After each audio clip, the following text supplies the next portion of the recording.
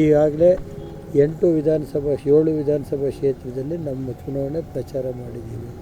ನಾನೇ ಖುದ್ದಾಗಿ ಬೇಲೂರು, ಅರಸೀಕೆರೆ, ಚನ್ನರಾಯಪಟ್ಟಣ, ಆಲೂರು, ಸಕಲೇಶ್ಪುರ, ಅರಕಲಗೂಡಿನ ಶಾಸಕರು ಎಲ್ಲ ಸೇರಿ ನಾವು ಮಾಡಿದ್ದೀವಿ.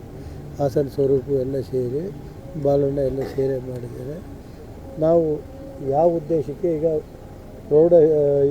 ಪ್ರೌಢಶಾಲೆ ಶಿಕ್ಷಕರು, PU ಕಾಲೇಜು, ಕಾಲೇಜ್ ಶಿಕ್ಷಕರು ಇವತ್ತು ಸ್ವಾತಂತ್ರ್ಯ ಬಂದ 50 ವರ್ಷದಲ್ಲಿ ಏನಾದ್ರು ಶಿಕ್ಷಣಕ್ಕೆ ಒತ್ತು ಕೊಟ್ಟಂಥ ಮುಖ್ಯಮಂತ್ರಿ ಯಾರು ಇದ್ದರೆ ಅದು ಕುಮಾರಸ್ವಾಮಿ.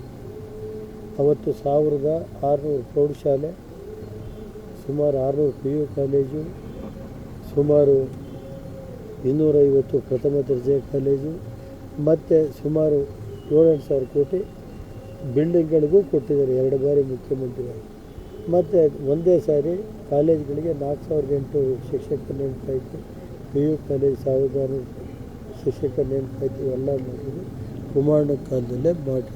ನಮ್ಮ ಯಡಿಯೂರಪ್ಪನವರು ಕುಮಾರಣ್ಣರಿದ್ದಾಗ ಈಗ 2 ರಾಷ್ಟ್ರೀಯ BJP ಮತ್ತು 2 ಸೇರಿ JDS 2 ಸೇರಿ ರಾಜ್ಯದಲ್ಲಿ ಏನು ಶಿಕ್ಷಕರ ಕ್ಷೇತ್ರ ಇದೆ ದಕ್ಷಿಣದ್ದು, ಅದಕ್ಕೆ ಒಟ್ಟಾಗ ಮಾಡ್ತಾಯಿದ್ದೀವಿ. ಎಲ್ಲ ಒಟ್ಟಾಗ ಮಾಡಿ ನಮ್ಮ ಪಕ್ಷದ ಅಭ್ಯರ್ಥಿ ವಿವೇಕ್ ಅವರು 100ಕ್ಕೆ 100 ಭಾಗ ಗೆಲ್ತಾರೆ.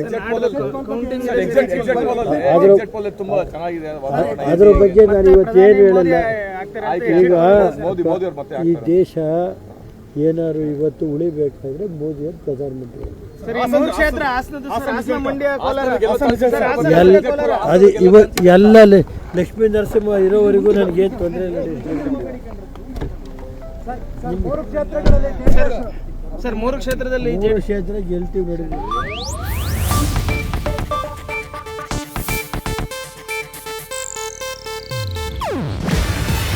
ಇದು ಏಷ್ಯಾನೆಟ್ ನ್ಯೂಸ್ ನೆಟ್ವರ್ಕ್ ಪ್ರಸ್ತುತಿ. ನೀವು ನೋಡ್ತಿದ್ದೀರಾ ಏಷ್ಯಾನೆಟ್ ಸುವರ್ಣ ನ್ಯೂಸ್.